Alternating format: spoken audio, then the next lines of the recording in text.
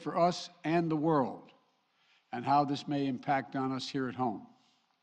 For weeks now, together with our allies and partners, my administration has engaged in non-stop diplomacy. This weekend, I spoke again with President Putin to make clear that we are ready to keep pursuing high-level diplomacy, to reach written understandings among Russia, the United States, and the nations of Europe to address legitimate security concerns, if that's his wish.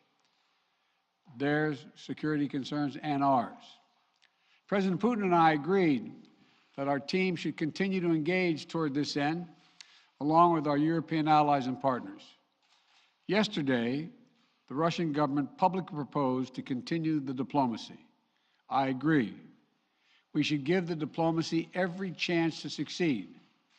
And I believe there are real ways to address our respective security concerns. The United States has put on the table concrete ideas to establish a security environment in Europe. We're proposing new arms control measures, new transparency measures, new strategic stability measures. These measures would apply to all parties, NATO and Russia alike. And we're willing to make practical, result-oriented steps that can advance our common security. We will not sacrifice basic principles, though. Nations have a right to sovereignty and territorial integrity. They have the freedom to set their own course and choose with whom they will associate. But that still leaves plenty of room for diplomacy and for de-escalation. That's the best way forward for all parties, in our view.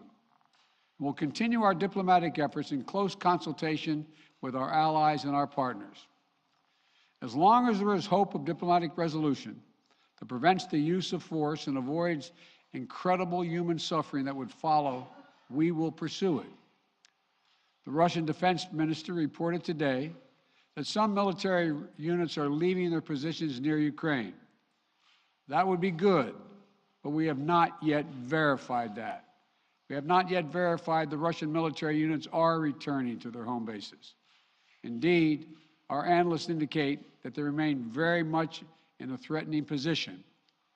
And the fact remains, right now, Russia has more than 150,000 troops encircling Ukraine and Belarus and along Ukraine's border. An invasion remains distinctly possible. That's why I've asked several times that all Americans in Ukraine leave now before it's too late to leave safely.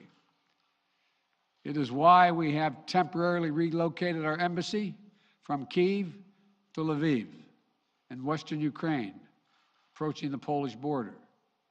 And we've been transparent with the American people and with the world about Russia's plans and the seriousness of the situation so that everyone can see for themselves what is happening. We've shared what we know and what we're doing about it. Let me be equally clear about what we are not doing.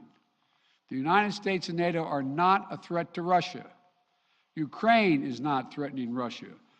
Neither the U.S. nor NATO have missiles in Ukraine. We do not have plans to put them there as well. We're not targeting the people of Russia. We do not seek to destabilize Russia. To the citizens of Russia, you are not our enemy. And I do not believe you want a bloody, destructive war against Ukraine, a country and a people with whom you share such deep ties of family, history, and culture. 77 years ago, our people fought and sacrificed side by side to end the worst war in history. World War II was a war of necessity. But if Russia attacks Ukraine, it would be a war of choice, or a war without cause or reason. I say these things not to provoke, but to speak the truth, because the truth matters. Accountability matters. If Russia does invade in the days and weeks ahead, the human cost for Ukraine will be immense. And the strategic cost for Russia will also be immense. If Russia attacks Ukraine, it'll be met with overwhelming international condemnation. The world will not forget that Russia chose needless death and destruction. Invading Ukraine will prove to be a self-inflicted wound. The United States and our allies and partners will respond decisively. The West is united and galvanized. Today, our NATO allies and the alliance is as unified and determined as it has ever been. And the source of our unbreakable strength continues to be the power, resilience, and universal appeal of our shared democratic values. Because this is about more than just Russia and Ukraine. It's about standing for what we believe in, for the future we want for our world, for liberty, the right of countless countries to choose their own destiny, and the right of people to determine their own futures, for the principle that a country can't change its neighbors' borders by force. That's our vision. And toward that end, I'm confident that vision, that freedom, will prevail. If Russia proceeds, we will rally the world to oppose its aggression. The United States and our allies and partners around the world are ready to impose powerful sanctions on export controls, including actions that we did not pursue when Russia invaded Crimea in eastern Ukraine in 2014. We will put intense pressure on their largest and most significant financial institutions and key industries. These measures are ready to go as soon and if Russia moves. We'll impose long-term consequences that will undermine Russia's ability to compete economically and strategically.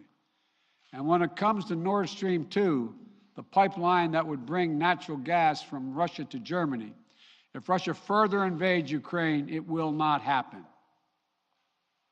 While I will not send American servicemen to fight in Ukraine, we have supplied the Ukrainian military with equipment to help them defend themselves. We provided training and advice and intelligence for the same purpose. And make no mistake, the United States will defend every inch of NATO territory with the full force of American power. An attack against one NATO country is an attack against all of us. And the United States' commitment to Article 5 is sacrosanct. Already, in response to Russia's buildup of troops, I've sent additional U.S. forces to bolster NATO's eastern flank. Several of our allies have also announced they'll add forces and capabilities to ensure deterrence and defense along NATO's eastern flank. We will also continue to conduct military exercises with our allies and partners to enhance defensive readiness. And if Russia invades, we'll take further steps to reinforce our presence in NATO, reassure us for our allies, and deter further aggression. To be clear, if Russia decides to invade, that would also have consequences here at home. But the American people understand that defending democracy and liberty is never without cost. This is a cause that unites Republicans and Democrats. And I want to thank the leaders and members of Congress of both parties who forcefully spoken out in defense of our most basic, most bipartisan, most American principles. I will not pretend this will be painless. There could be impact on our energy prices. So we are taking active steps to alleviate the pressure on our own energy markets and offset raising prices.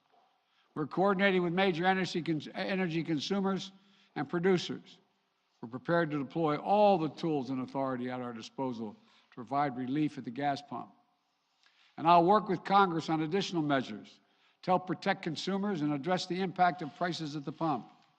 We are not seeking direct confrontation with Russia, though I've been clear that if Russia targets Americans in Ukraine, we will respond forcefully. And if Russia attacks the United States or our allies through asymmetric means, like disruptive cyber attacks against our companies or critical infrastructure, we are prepared to respond. But we're moving in lockstep with our NATO allies and partners to deepen our collective defense against threats in cyberspace. Two paths are still open. For the sake of historic responsibility, Russia and the United States share for global stability, for the sake of our common future, to choose diplomacy. But let there be no doubt, if Russia commits this breach by invading Ukraine, responsible nations around the world will not hesitate to respond. We do not stand for freedom where it is at risk today, will surely pay a steeper price tomorrow. Thank you. I'll keep you informed. Mr. President, whether or not they are de-escalating. Ukraine as a precursor to a Russian invasion? Are they behind the cyber attack, Mr. President?